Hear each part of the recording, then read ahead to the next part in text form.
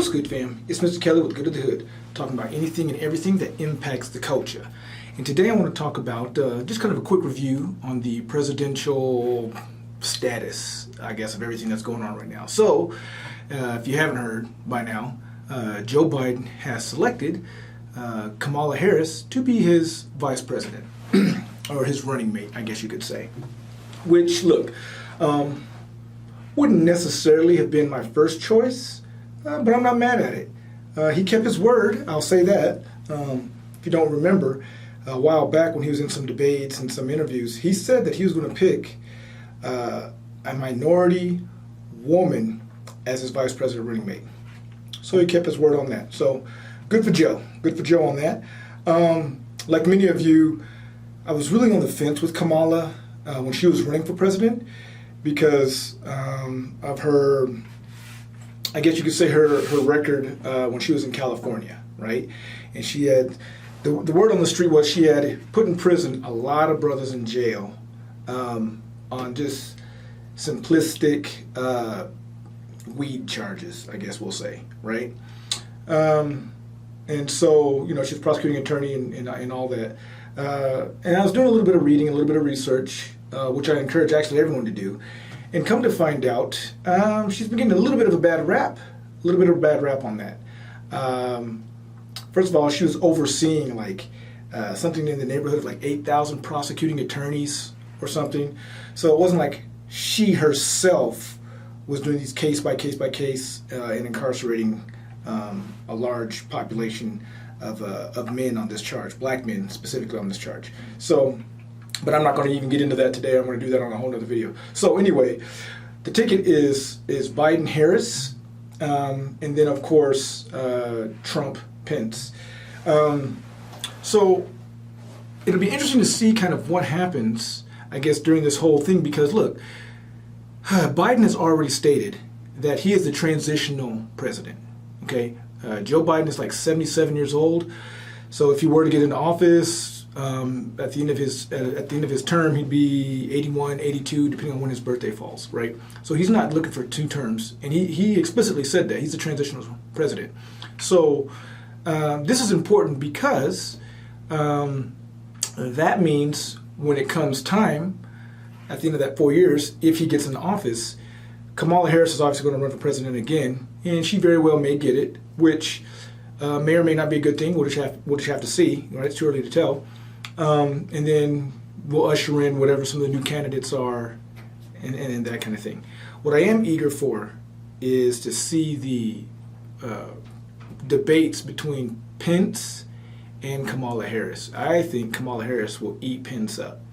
You haven't really heard a whole lot about Pence. I mean, Pence is pretty much just like, he lets Trump do whatever. He's not really out in the open.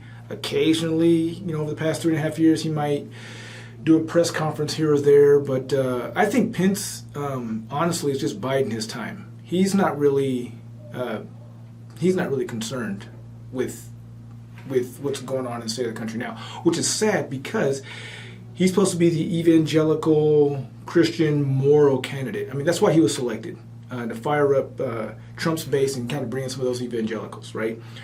Okay, that's fine. Not a problem with that at all. However, I haven't heard or seen anything that would indicate that Pence is really following any hardcore Christian tenets, that he's not really putting forward what he believes and what he was kind of brought in to kind of do.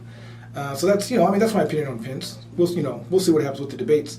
Of course, there's Kanye West out there running. I haven't heard a whole lot of update on that. As some of you know, I did a quick video about Kanye running for president, which I still think is somewhat of a distraction. I do think that's somewhat of a distraction to pull away voters. I've talked to some young people, and like I had said in that video, some young people are going to pull for Kanye just because he's a rapper and just because he's neither party.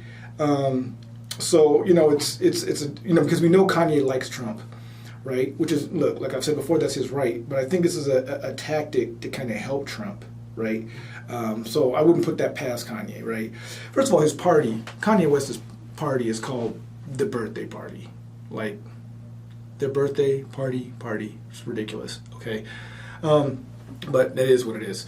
So that's kind of what our options are currently, right? You can vote for Trump, you can vote for Biden, or you could vote for Kanye. I'm sure, and I haven't heard anything, and maybe it'll happen as it gets a little closer. There's still always going to be the Green Party. There's going to be probably some, Libertarian Party. None of those individuals are going to make it. Kanye's not going to make it either. So it's going to be Trump or Biden, for sure. Here's my thing, though, on the whole presidential whatever. First of all, the two-party system is a joke. It needs to be, like I've said before, it needs to be four parties, right? You can still have Democrat and Republican, but then you need to kind of have something that's symbolic, or not symbolic, but the equivalent of, say, moderate Republican, moderate Democrat, right? And that way, because look, if it's just a two-party system, as it is now, it's like either far left or far right. Like that's why a lot of people didn't pull for Bernie. I mean, I know Bernie had a lot of supporters, but I know a lot of traditional Democrats and moderate Democrats were like, this dude is too far left. So you need to give people more selection that'll be more representative of the actual population. I believe that the average American, truthfully, the majority of all of us are in the middle. I mean, you may lean left, you may lean right, but ultimately, we're in the middle for the most part. I think the majority of the population, right? And people need to quit being single issue voters. Like, what is that about? But anyway, okay, so the other thing about the presidency is, so in order to even run for president, you have to be at least 35 years old. I don't have a problem with that. Barack Obama was a pretty young president. He wasn't 35, but he was pretty young. JFK was very young as well. I think Walter Mondale back in the day was pretty young. There's been some young people to run for presidency. And that's fine. I have no beef with that.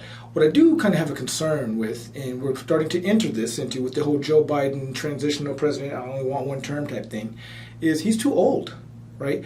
I feel like there should be a cap on the other side as well. Like, why is there not a cap on the other side? Most 60-year-old people that I know are really, really slowing down. Even the ones that are like really hip to the game and really kind of like living life.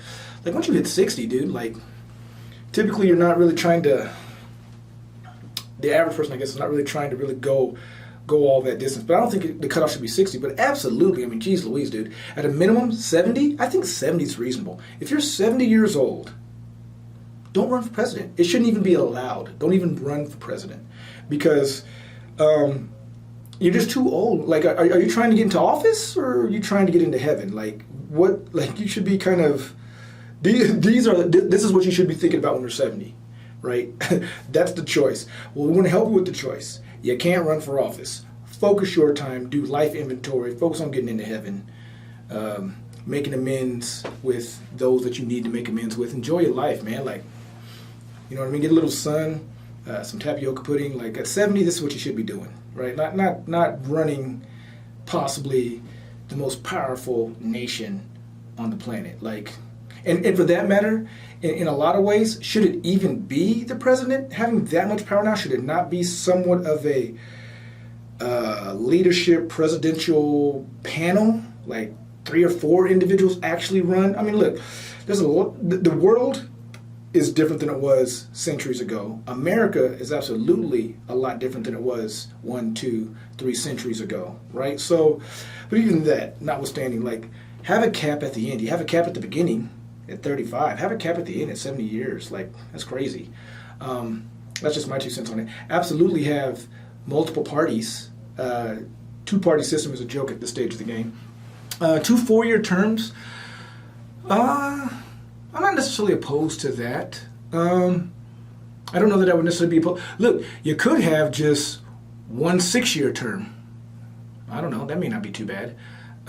Maybe it's a situation to where the 2 4-year terms is back to back. You could have that, and then a period of time can go by, say 6 years, 8 years, whatever it is, and then that individual could potentially run again for a 3rd term. I'm not necessarily opposed to that. And the reason, obviously, I'm biased in this, which I don't hide, is let's say, okay, so President Obama, he did his two terms, 8 years. Let's say 8 years passed. Another 8 years passes. Should he so desire, he could run for a 3rd term, if that's what the people so desire and want. As long as he's not over the age of 70, or whatever the cap would be in that regard. Just a couple ideas. But definitely we need to kind of look at that and revamp the whole Constitution in regards to that, which I know a lot of people aren't in favor of, but that's literally what amendments are, amending to amend, right? That's how we got the 13th Amendment. That's how we've gotten a lot of amendments, right? So anyway, that's whatever. That's a whole other topic. I just wanted to talk about the presidency, and I feel like I've done that. So on that note, do me a favor, hit that subscribe button, hit that bell so you know next time I'm posting. And until next time, this is Mr. Kelly with Good to the Hood. Peace.